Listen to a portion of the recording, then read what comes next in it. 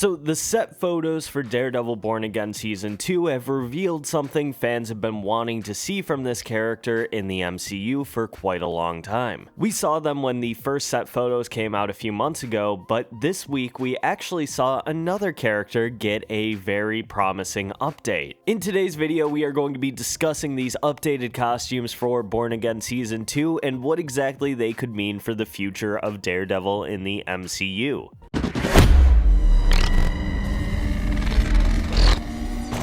Quick recap. Daredevil Born Again Season 1 ends with Mayor Wilson Fisk declaring martial law on the city of New York and completely outlawing vigilantes. Meanwhile, Karen Page returns to New York City after a year and a half in San Francisco following the death of Foggy Nelson. Rejoining with Matt Murdock in their darkest hour, the two declare that they need to form a team. And this is something we've been talking about in the weeks since the release of the Season 1 finale. And we've had a lot of discussion about who exactly is going to be on this team. Will it be comprised of Defenders? Will we get some bigger name Avengers cameos? And most importantly, could this lead into Daredevil appearing in Avengers Doomsday or possibly Spider-Man Brand New Day? But one thing is known for sure. In Season 2 of Daredevil Born Again, Daredevil will finally be receiving the Double D emblem on his chest. That didn't come out right. Now, the evolution of the Daredevil costume since its first appearance in the season finale of the first season on Netflix has seen some very welcome improvements. The biggest one being the cowl, and some welcome variants like what we saw in She-Hulk with the first live-action version of the yellow and red classic Daredevil suit. But as I said before, Daredevil isn't the only one whose costume is getting an upgrade. What we saw this week was Wilson Bethel suited up in the full Bullseye costume that we saw in the first episode of Daredevil Born Again, but similar to Daredevil, it now sports the character's iconic emblem. We see the target iconography that Bullseye is synonymous with on his forehead and on the backs of both of his hands. Now, we did see the emblem in Bullseye's backstory back in the Netflix series, and its connection there was that it was the logo used for his youth baseball team. I think this is going to be a big factor in Born Again Season 2. The use of icons to represent the vigilantes who have been saving the city the entire time, in order to give the citizens of New York symbols to stand behind in defiance of Wilson Fisk, whose rhetoric opposes everything the vigilantes do. This is also signified in the background of the same image, with the double R saying resist and rebel. But this also raises a very strange question. Are Daredevil and Bullseye going to be teaming up together in Season 2 of Born Again? Ben Poindexter doesn't seem to hold any strong grudges against Matt Murdock anymore, especially after he essentially helped him escape from prison, but Matt has reasonable distrust for Bullseye given the murder of Foggy Nelson at his hands. And it makes me wonder what exactly their dynamic is going to evolve in Daredevil Born Again Season 2, seeing how Eldon Henson, who plays Foggy Nelson, is slated to return in the season. Most likely he'll return due to being in witness protection after the attempted assassination, and with the reign of the Kingpin as the mayor of New York City will probably return. This might force Matt to see Dex in a different light, or will potentially just see him as a temporary ally given the current circumstances. Because my biggest defense for Daredevil not having the emblem that he has had since the beginning in the comics is that it just doesn't make sense within the context of the story for this character to have branding. He's supposed to exist in the shadows, and people are only supposed to kinda know he exists. There's nobody going out there buying toys of Daredevil. And it's pretty different from somebody like Batman, who uses the bat to create a symbol of fear among criminals. It was one of those things that didn't really bother me that it was missing before, because its introduction would kind of need to make sense in the MCU. And the same goes for Bullseye. I mean, he's a hired assassin, so him having his own unique emblem just wouldn't really make sense. I am glad that an effort is being made to make the costumes reflect their comic book origins a little bit more, and it's going to make sense in terms of the narrative that the show is telling. We also heard a couple of cool details from Charlie Cox about not only Season 2 of Daredevil Born Again, but his relationship with the production of Season 1. First off, Charlie Cox said that Season 2 has some of the best writing he's ever seen working on a show, which is a really good indicator of the quality that Born Again Season 2 will bring to the overall MCU. While I did enjoy most of Season 1 of Born Again, I'd have to agree with Charlie Cox's opinion that the season season felt very Frankenstein together, but he had the behind the scenes information to actually know what it looked like. He also clarified some information that we kind of already knew, that the bank heist episode with interest was not changed at all from the earlier version of the show we were supposed to be getting. The creative overhaul led to changes for most of the episodes in the season, but he confirmed that this episode was completely unchanged from that original iteration. Now, this episode did receive a bit of a mixed reception from fans. Personally, I really liked it. I thought it was a great standalone Daredevil story. On IMDb, it is tied for the lowest ranking of this season with what I consider to be the worst episode, Episode 7, Art for Art's Sake. And Charlie Cox shares the opinion that Episode 5 was his least favorite in the season. Now, I don't agree with him, but I really like what he had to say about it. He said, "I kind of pushed back against it as much as I felt was possible. I said, I don't believe in a bank heist in 2025. That feels like a 1970s game. Too much technology these days for that to work. And also, I didn't think the actual device used for the theft was sophisticated enough.